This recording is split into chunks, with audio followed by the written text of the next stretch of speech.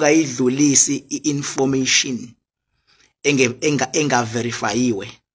Ungayidlulisi information ngoba uthi ukhule kuthiwa, ngoba izwi liyadala kubantu abangaka abakhona emhlabeni nababalandeli bakho. Uma ngabe kukhona into oyishoyo basuke bezoyithatha bayenze kube ngathi iqiniso, umuntu omunye azayisebenzise ngendlela acabanga ukuthi iqiniso ngayo, kanti nawe obusho leyo nto ayiverifyiwe leyo nto, ubukade umane ukukhuluma ngento eyimyth, ngento eyama superstitions, ngento okhule kuthiwa. Bafethu isikhathi esiphila kusona abantu bayabhubha ngezimpi zaka spiritual, bayabhubha ngezitha, bayathakathwa abantu, kuyabulawana. So maqhamuka umuntu ezokhuluma ngento ethinta impilo, abantu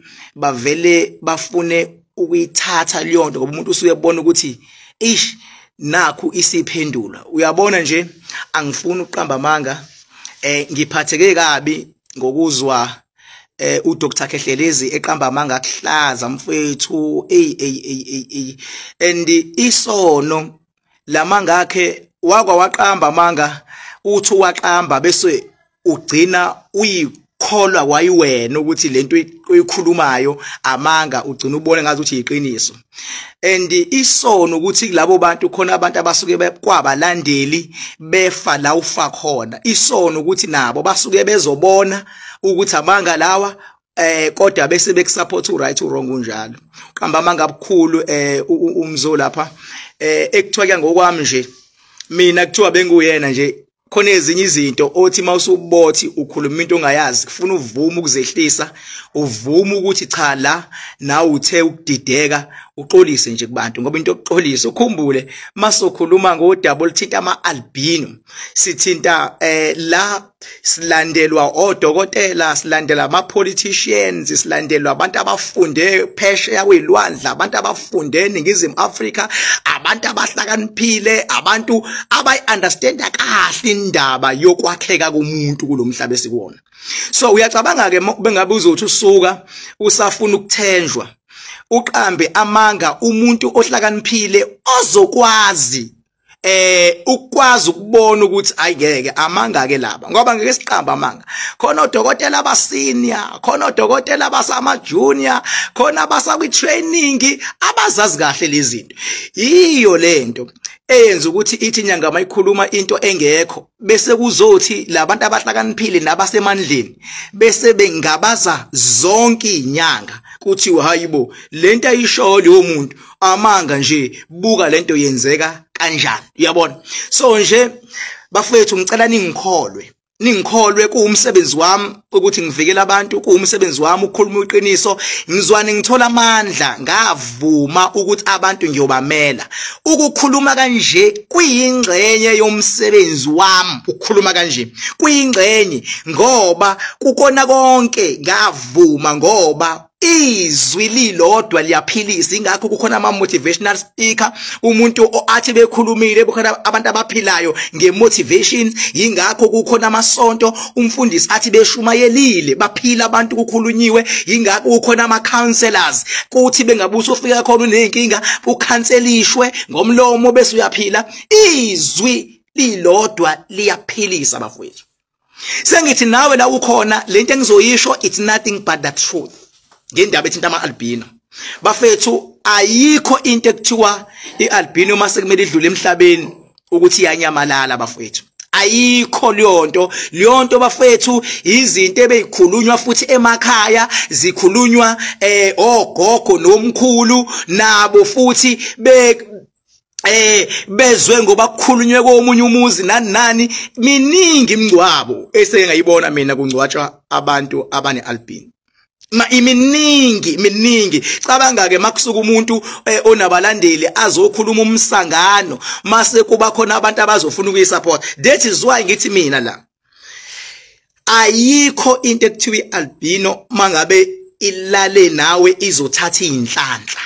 ayikho leyonto bafethu into engekho futhi naye ayikho into angayenza bafethu ukuprova ukuthi umuntu onebala elimhlophe umfowethu nodadewethu onebala elimhlophe mawulale naye eyintombazane noma umuntu wesilisa khona inhlanhla azoyithatha ayikho bafethu leyonto ayikho. Okwesibili ayikho lento one day ngiyichaza ayikho lento le ekuthiwa bakwazi ukwenza umuthi mawuthole isicubu somzimba ayikho. Wena umuntu ozwa leyonto lofisa ukubulalwa ngoba nakufuna kusuke kuyibhadi lakho ukhumbuleke ibhadi lizokwenzana ibhadi lisuke lizokufaka ejele lizokubuphisa ngoba usuke unamanzi amnyama sewupheleliwe empilweni ungazi lutho bese wenza into engekho kodwa inhloso ukugaxelisa. So uyabona ke manje bafethu kunabantu abazidididi hayi kodwa zonke inyanga ke ngiqamba manga kodwa zikhona idididi zazo ebeyisanayo leyonkolelo ukuthi hawu kuthiwa bayakwazi ukwenza umuthi bisenayo leyonkolelo mase qhamuka umuntu oyinyanga ezothi labantu banenhlanhla enkulu kushuthi lo muntu lo ekuthiwe lo muntu bengabe umbulala uzokwenza umuthi ngaye shuthi iyafakazeleka phela leyonto ngoba nansi inyanga ithini ithi labantu banenhlanhla enkulu labantu bayidlozi behamba labantu banento engaka kwaze kwadlala ke ngani zabantu kwaze kwadlala ngosisi bethu la bekhona bezodlala nje mfethu umuntu ongazi lutho ayikho bafethu lento ekuthiwa bazidalwa bephila behamba amanga kuhlaza leyonto amanga kuhlaza unginalokho bafethu into ekufuna si understand ukuthi ngendlela isikhumba sabe esiyiyo bagcina beba kwi disadvantage bengabe kushisa ilanga sikufuna babe nama sunscreens benayo yonke nawo ohlobo oluthile kuzoqhamuka umuntu athi ngithi banamandla amakhulu ngithi banje bafethu wazowaqamba lo mjita amanga wazowaqamba amanga lo mjita bafethu I wish ukuthi ngelinye ilanga angayithola indawo azehlise kubantu athi bafethu nami la bengithi ngizama icontent nje into nami engiyizwile mhlawumbe ke sikhulumeni ukuthi albin iqhamuka kanjani ialbin uyabona bengabe kuzozalwa nje umuntu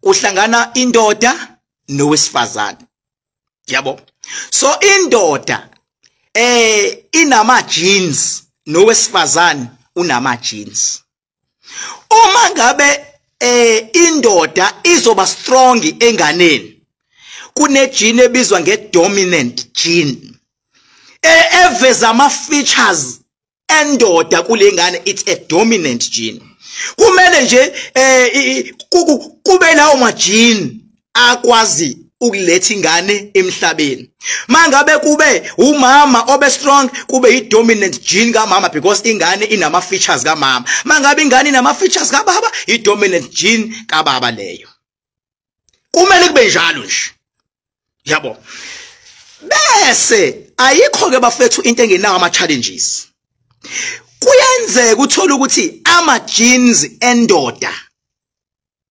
awekho strong enough uma engekho strong enough kunegama abizwa ngalo kuthiwa i-recessive gene it's an autosomal inheritance awekho strong so uma ngabe igene kababa negene kamama awekho strong ezohlangana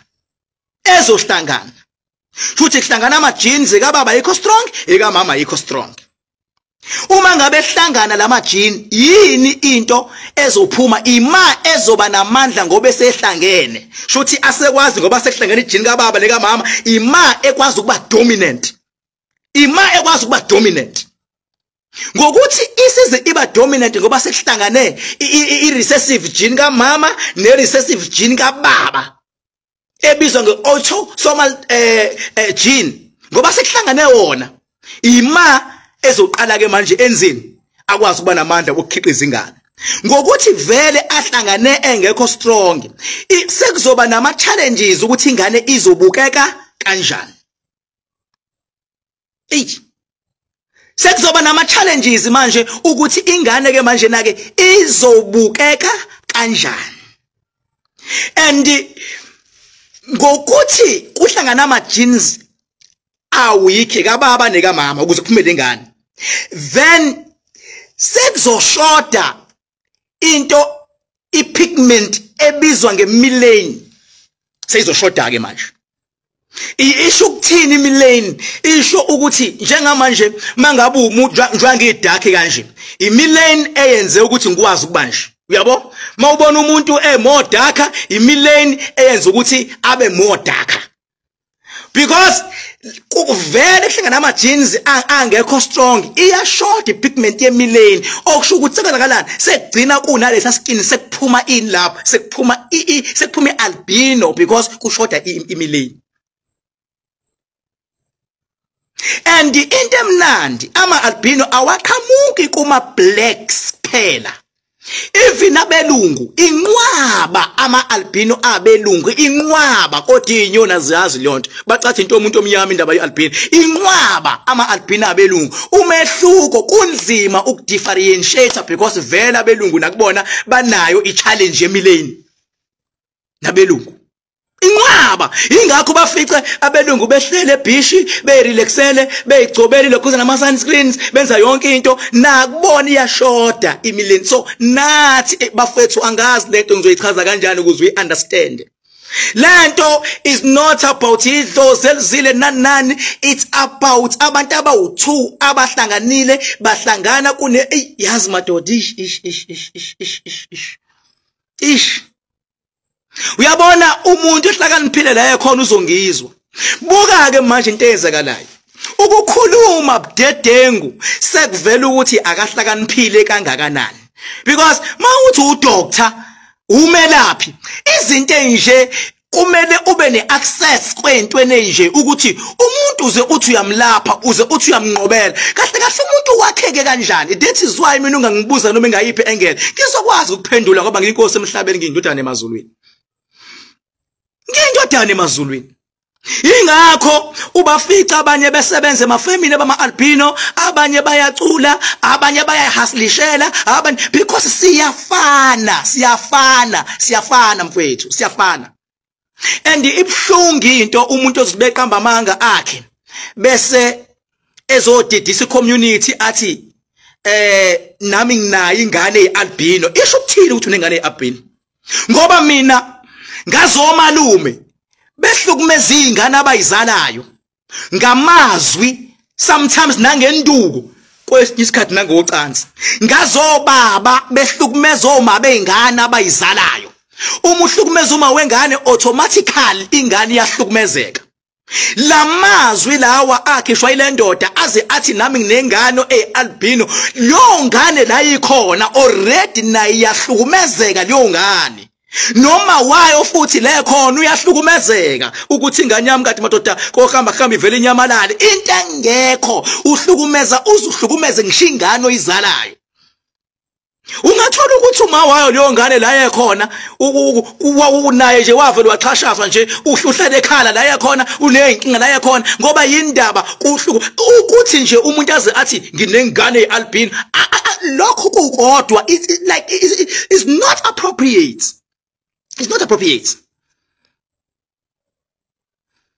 Because mina ngiyazazi ingane ezisenkingeni namhlanje ngenxa yamaphutha abazali. Ngiyazazi ingane ezisenkingeni ngenxa yolimi olukhisha abazali. Ngiyazazi ingane mina ukukhuluma nengane yakho uyithethise ilimali ingane ngaphakathi ingeke ikwazi ukuphendula iaccumulate le engenganeni kodwa ngelinye ilanga ivele ivalele ekamelweni ngelinye ilanga uzoseyikuphendula kanti sikuphendula ingane into ekade yayi accumulator within ingane.